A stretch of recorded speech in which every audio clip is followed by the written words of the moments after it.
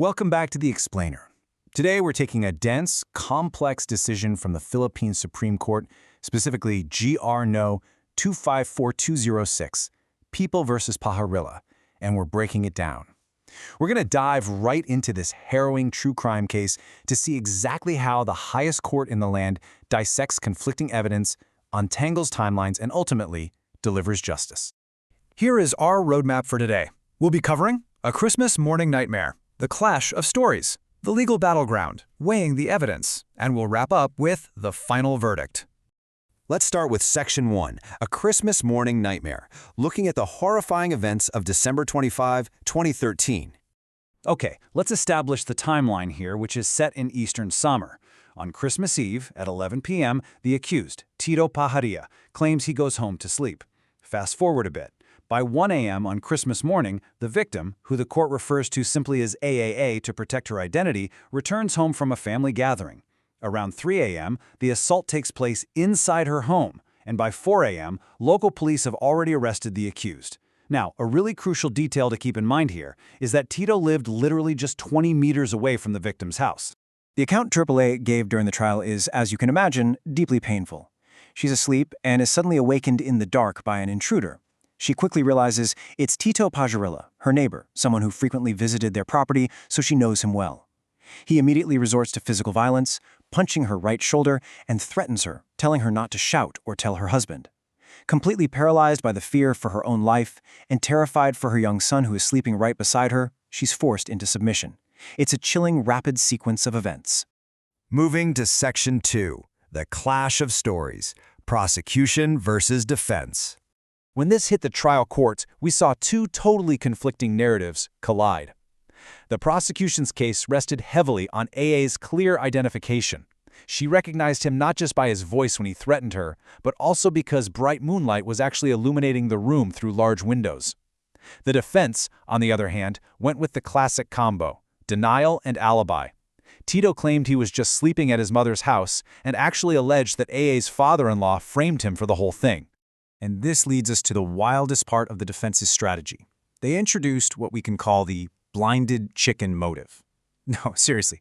The defense claimed that the father-in-law fabricated this incredibly grave charge of rape because Tito had refused to kill a neighbor over a petty dispute involving a chicken that got blinded by a chemical spray.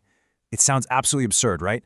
Well, the court thought so too, especially since Tito failed to back this up with even a shred of independent evidence. That brings us to Section 3, the legal battleground, the appeal to the Supreme Court.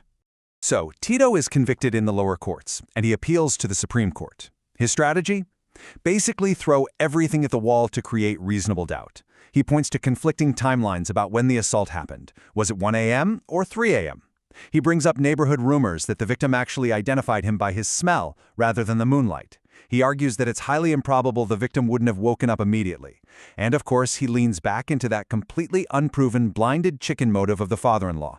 Which really forces us to ask a crucial question, one that appellate courts grapple with all the time. Does a discrepancy in the exact timeline of a traumatic event invalidate a victim's entire testimony? I want you to think about that because, human memory during a massive trauma doesn't work like a perfectly synced stopwatch, and the courts know this. Let's see how they handled it in Section 4, Weighing the Evidence, the Supreme Court's Analysis. First things first, the court grounds itself in the black-letter law, specifically Article 266A of the Revised Penal Code. To secure a rape conviction, you need specific elements. 1. The offender had carnal knowledge of a woman. 2. It was accomplished through force, threat, or intimidation. The Supreme Court makes a really important point here. They explicitly note that the force used doesn't need to be some sort of irresistible, overpowering force. It just needs to be sufficient to consummate the act.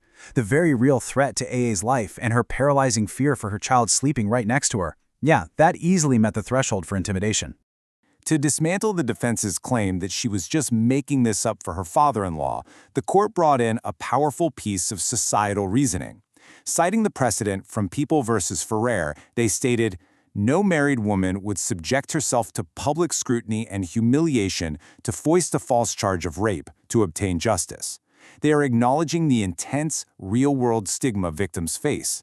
Let's be real, a married mother isn't going to blow up her life, alienate her family, and endure a grueling public trial just to help her father-in-law win a fight over a chicken. It just defies basic human logic.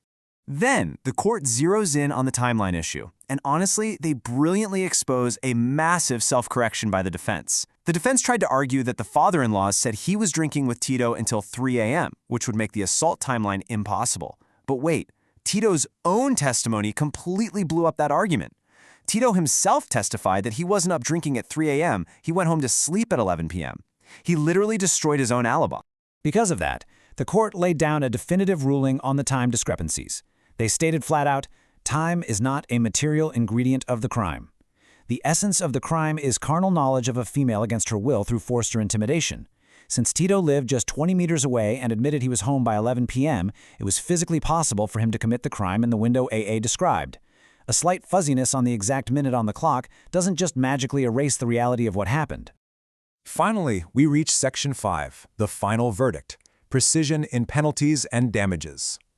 So the Supreme Court affirms the guilty verdict, no surprise there, but they actually make a really fascinating, highly educational correction to the sentence based on an administrative guideline, AM No 15-08-02-SC. This guideline dictates that the phrase, without eligibility for parole, is only supposed to be used in a sentence when the death penalty is technically warranted by the crime but can't be imposed because the Philippines abolished it. How does that change things here? Well, this crime was classified under the law as simple rape. There were no statutory qualifying circumstances, meaning the victim wasn't a minor, she wasn't in police custody, things like that. Because of that, the death penalty was actually never legally warranted in the first place. Simple rape carries a single indivisible penalty of reclusion perpetua. So the lower courts made a technical error by adding that without eligibility for parole phrase. The Supreme Court removed it, ensuring the sentence was a perfect match to the letter of the law. Lastly, applying the established precedent from People v. Jugetta, the court meticulously standardized the financial damages. They adjusted the amounts down from the lower court's ruling to exactly $75,000 across the board for moral damages, civil indemnity, and exemplary damages. And all of these will earn a 6% annual interest until they are fully paid out. Which leaves us with this final thought. Even when firmly affirming the guilt of the accused for a heinous crime, the Supreme Court still took the time to meticulously correct the penalties and damages. Why? Because this rigorous adherence to the exact letter of the law is how you safeguard the objective integrity of the entire justice system. It ensures that justice isn't just served for the victim, but it's served with absolute precision and impartiality. Thanks for joining me for this explainer, and keep seeking to understand the mechanics behind our legal system. See you next time.